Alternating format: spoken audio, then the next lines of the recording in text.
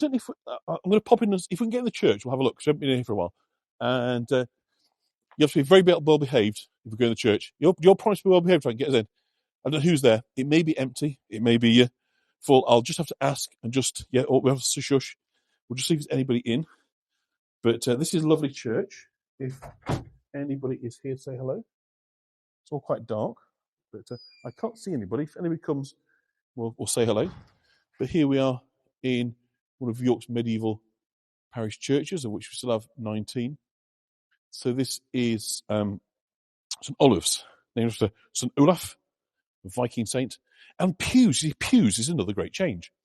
Because in the Latin service, they're all sort of fairly short. They would say that the various kind of missives, and then you go forward and take communion. Well, when you get the Reformation and it becomes Protestant, you start getting life lessons from the pulpit. And so it's very, very kind of different sort of mindset. It's going to take longer. It's in English. So you need to sit down. So pews come about. So that's your physical change in the church come about as well. You've got such a lovely, it's such a big sort of change, if you like, in the observance of faith. As I say, it's very kind of dark. And as I say, I don't know if anybody's going to come and sort of say hello. They've still got their Christmas tree, which doesn't seem ideal, does it, for a church to not be observing the traditions of Twelfth Night? But there we go. The font cover just behind us, if you can see. It really is sort of slightly kind of too dark. Would you, Linda, more devout in this kind of environment? Let's take you up to the main altar. I say it really is a bit too dark, really, for this camera. Real candles, yeah, the candles are little tea lighty things. So we've got wind things, because obviously they do get kind of fairly breezy, so that'll look very nice lit up this evening. So this church actually was founded by a Viking, believe it or not, St. Olaf. And we think of the Vikings, of course, as being very much kind of associated. Oh, there's somebody there. Hello there. Sorry, I was seeing if there's anybody in. Am I okay? I'm just talking at the church. Is that okay? But I'm live streaming at the same time, so I just wanted to... yeah, thank you. I'll make contribution on the way out. So we believe this was founded by a Viking, and we tend to associate, of course, the Vikings with the kind of pagan beliefs with Odin and Thor and so forth. Of course, that's true. But in the kind of latter period of their European sort of supremacy, there is a very rapid conversion to Christianity, and St. Olaf, or King Olaf as he's been, is at kind of the vanguard of that. And so when he dies, he becomes made a saint in very short order, because, of course, to the Catholics, the Vikings have been, a huge pain. They've been kind of very, very difficult. So consequently, they kind of want to lock in this kind of Viking trend of conversion to Christianity. And so as a result, he's made a saint in short order, and kind of Viking poster boy. And it's said, or it's believed, that underneath the altar here, this isn't the main order chapel at the moment, but underneath the altar is buried Earl Seawood. And Earl Seawood famously is a character in Macbeth. He allies himself with Macduff and defeats Macbeth in the kind of final battle. So this was his estate here, the Galmanho estate that we're on. Was Viking post absolutely. But look at this beautiful chapel piece here. So this is a side altar, of which there are many sort of little chapels in these churches. So you get a main altar space, then smaller, more intimate spaces, should we say? And isn't it beautiful? The lighting here is absolutely lovely. So let's just show you the windows. The saints have got Moses. See there with his tablets. And this is later glass we're looking at here. This is a Victorian replacement glass we're looking at, rather than medieval glass. There are a lot of churches with wonderful medieval glass, but I think this is mostly Victorian replacement. But look at the beautiful carving. It's very Germanic in style. The altarpiece on here. See the archangels. Don't want to... But aren't they beautiful? And it's so peaceful. Apart from myself and the organist, there's nobody else here at the moment. And look, it's inlaid. Isn't it beautiful? The fleur-de-lis as well. Gorgeous. This is the gilting that rubbing around the edges. It really is, an absolute joy. A beautiful Madonna and Child over here in the corner. And everyone just gets a sense of peace. And this is what's so nice about the churches of York, that they are open, and that people go to enormous lengths to keep them open. That the security is managed by love in many respects. Of course, that's not to say that there aren't dodgy people that would take things. But I think overwhelmingly, the Church of England do manage to do a remarkable job in keeping everything open, everything kind of visible, so that people can come in, and of course I can then bring in people from all over the world to.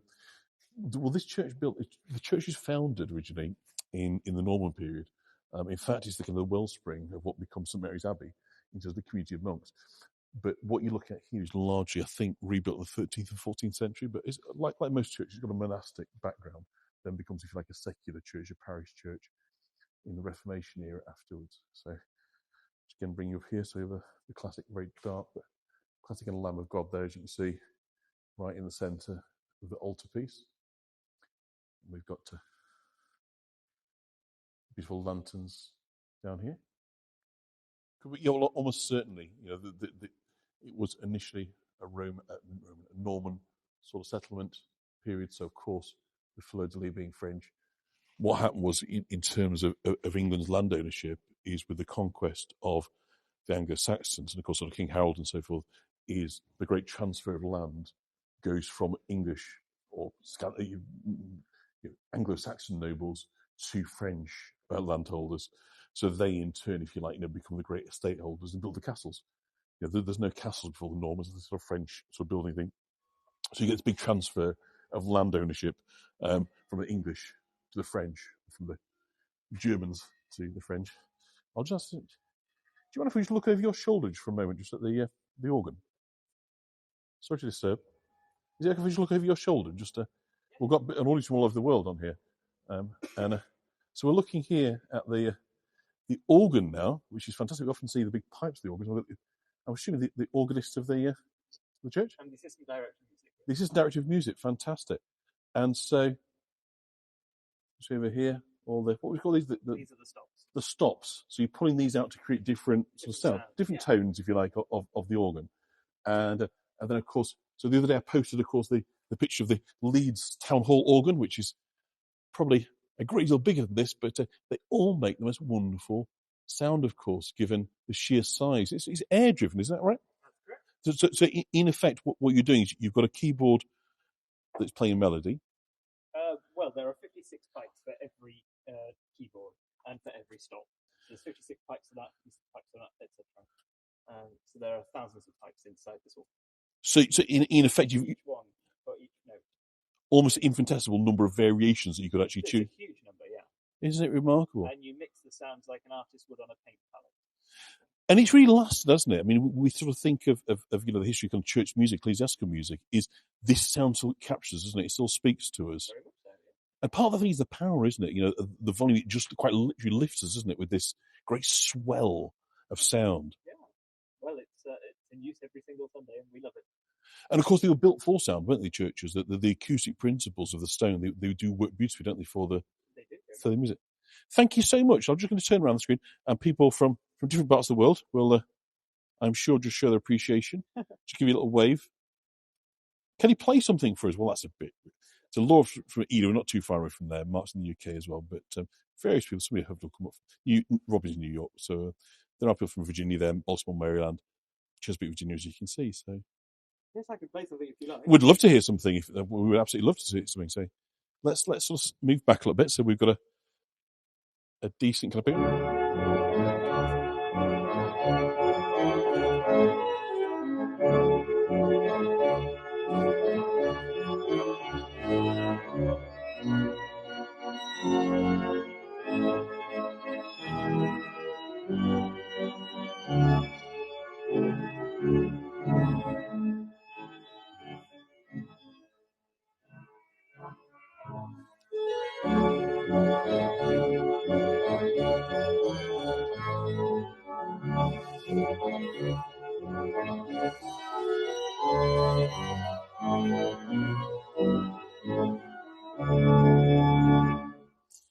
Thank you so much. That was absolutely wonderful. Thank you. That was wonderful. Beautiful.